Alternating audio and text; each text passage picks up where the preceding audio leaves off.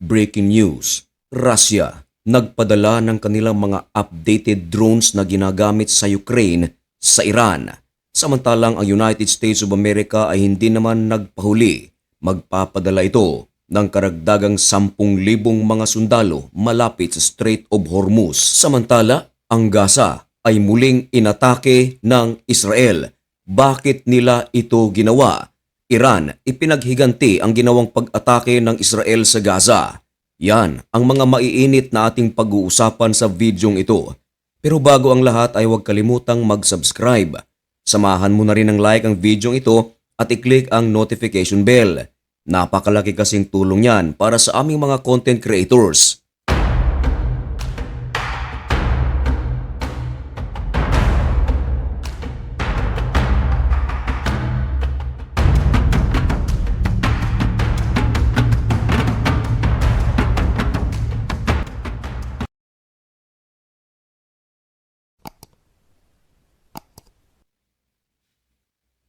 Maligayang pagbabalik mga kaibigan. Kumusta ang inyong weekends?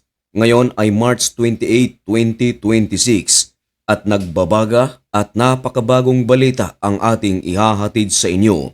Ito ay may kaugnayan pa rin sa nagpapatuloy at matinding-patinding digmaan sa pagitan ng Iran, Amerika at ng Israel. Unahin natin mga kaibigan ang pinakabagong pangyayari ngayon sa Gaza. Ang pag-asa ng Gazans na magkaroon ng pangmatagalang tigil putukan. Nadama ito ng Gazans buhat ng magkaroon ng ceasefire ang Hamas at Israel. Pero sa pagkakataong ito mga kaibigan ay tila nawalang bigla ang pag-asang ito sapagkat ang Israel ay nagsagawa ng napakatinding airstrike sa Gaza. Marami ang mga nag-uumpisa pa lamang magtayo ng kanilang mga bahay na wasak. Napaiyak na lang ito. Tila nadaganan ng buong mundo ang maraming gasan sa ginawa ng Israel. Wasak ang mga gusali na tinamaan ng airstrike ng Israel. Marami ang sugatan at may mga nasawi. Of course, alam ko ang tanong ninyo. Bakit nagsagawa ng pag-atake ang Israel sa Gaza gayong meron sana silang ceasefire? Well, ang sagot mga kaibigan ay simple lang.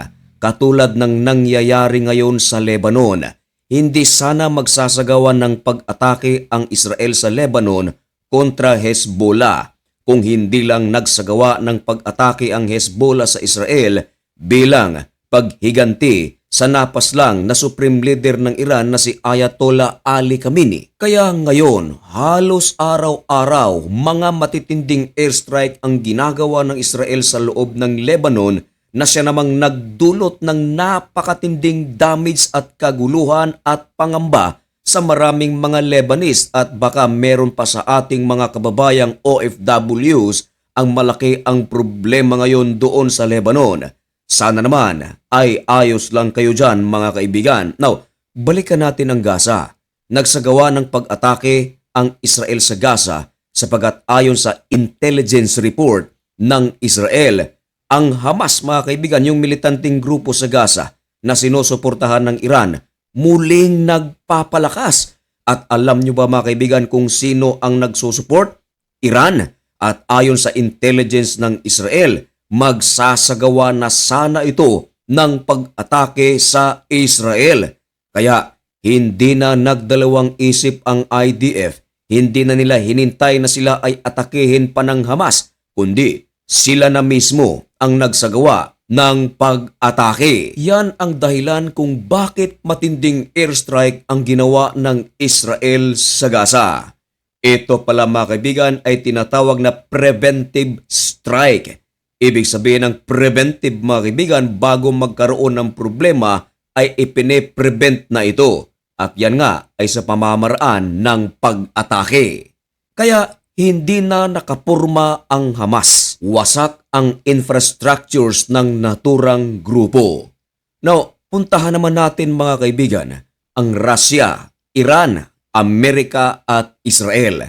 Tama ang inyong narinig sa ating intro na paigting at palaki ng palaki at palawak na palawak Sa halip na ito ay humupa ngayong araw na ito mga kaibigan ay isang buwan na ang gerang ito. Sana mahihinto na pero lumalawak pa. Bakit natin nasabi? Sabagat nangingialam na rin ang ibang mga bansa. Katulad na lang mga kaibigan ng allied country ng Iran na Russia. Sapagkat ang Russia mga kaibigan ay nagpapadala hindi lang mga pagkain at medical kit, kundi ayon sa ulat, ang Russia ay nagpadala ng napakaraming updated drones. At ang mga drones na ito ay ginagamit ng Russia sa pag-atake sa Ukraine at siya namang gagamitin ngayon ng Iran sa pag-atake sa mga bansa kung sino ang kanilang nais na atakihin. Marami ang mga nagsasabi, o ano naman ngayon kung magpapadala ng napakaraming drones ang Russia sa Iran ay magkaibigan naman ang dalawang bansang ito.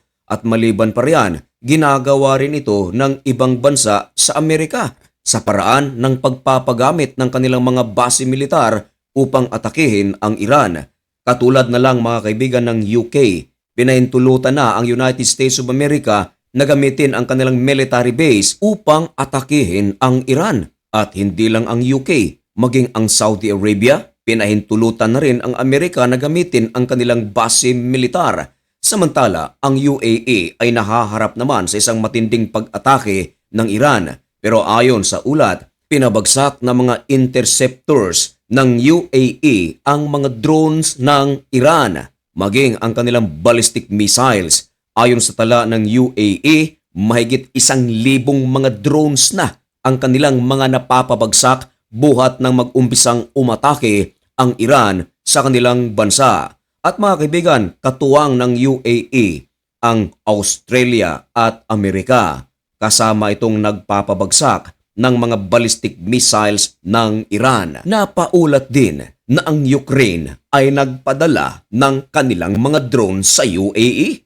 Ito ay upang salubungin naman ang mga drones ng Iran na siya namang isinusupply rin doon sa Russia upang atakihin ang Ukraine. Kaya kabisado ng Ukraine ang mga drones na ginagamit ng Iran sabagat ginagamit din ito ng Russia. Now, kung ang Russia ay nagpadala ng napakaraming drones sa Iran, ang United States of America naman hindi nagpahuli sabagat ayon sa ulat ay magde-deploy ito ng karagdagang 10,000 mga sundalo. At saan ito i-deploy? Malapit sa Strait of Hormuz. Kaugnay pa rin ito mga kaibigan sa nais ni President Donald Trump na ang Strait of Hormuz ay hindi magiging kontrolado ng Iran, kundi ito ay buksan para sa lahat ng mga bansa sa buong mundo. Pero hanggang ngayon, ang Iran nagmamatigas at ayaw lumuwag. Ayaw nilang buksan ang Strait of Hormuz kahit na meron itong mga bansa na pinapayagan na dumaan dito upang magkarga ng kanilang mga oil tankers. Pero ang tanong, sino naman ang gaganahang dumaan sa Strait of Hormuz gayong araw-araw malalaking mga pag-atake ang nangyayari ng magkabilang panig? Mga kaibigan, manatiling updated sa mga kaganapan dito sa loob ng bansa maging sa iba't ibang panig ng mundo. Dito lang sa Usapang Banal. At upang mangyari yan ay huwag kalimutang mag-subscribe at follow. At hanggang dito na lamang muna ang video ito. May God bless you and thank you so much for watching. Goodbye.